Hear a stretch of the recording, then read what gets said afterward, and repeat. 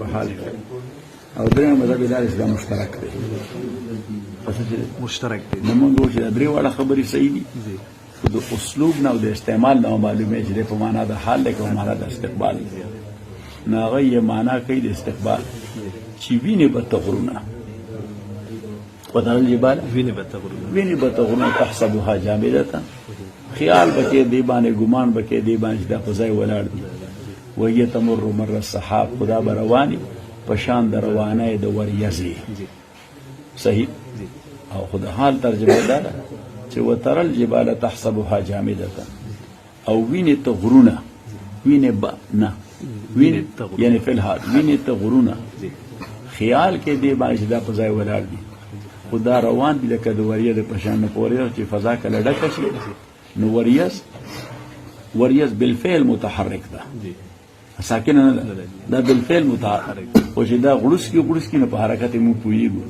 او چې کله دا بالکل یک هماشي او ګور شي نو دا حرکت کوي او په حرکت نه پويږي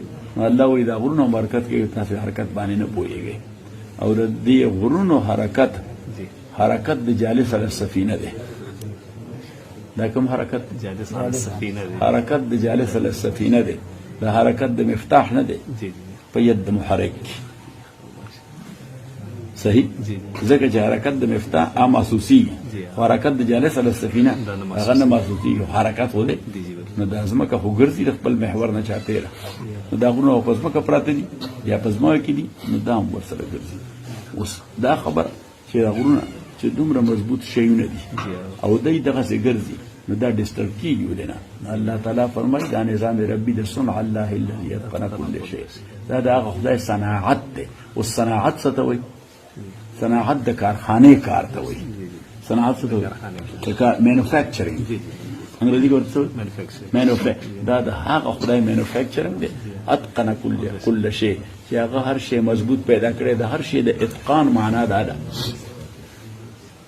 چې الله تعالی دا ټول کائنات پیدا کړي او کائنات کې هر نوع هم پیدا کړي هر جنس هم پیدا کړي فرد هم پیدا کړي هر ذره هم پیدا کړي او د کوم فنکشن د پاره چې کوم شی پیدا کړي نو د دې فنکشن د پاره عمده شی د ټول نه مضبوط ترين شی دی بلې په ځین کې رااله ان الله تعالی فرمایي چې صنع الله الذي اتقن كل شيء خو بیا سره دی په دې کې تغیرات هم راځي او په دې باندې وزوال هم راځي ځکه چې عالم په حیثیت د عالم د افمرل دی دا حادث دی او د هغې د حدوث او د تغیر دې اتقان سره تضاد ځکه نشته چې دوی خپل فنکشن کوي وایي دې لپاره پیدا کړی چې پای به ورکوي نو ورکوي یا نه صحیح شو اخر دې لپاره پیدا کړی چې بار به وړي نو وړي بیا نو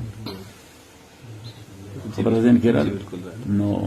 بیا نور تفاصیل خو به ډېر وي خو دا خو بنیادینو ته وایي دې باندې یو باب لیکلی شي نو په دې باندې فلم مقاله لیکي مشرف ته څوک دی؟ مشرف مې دی امیر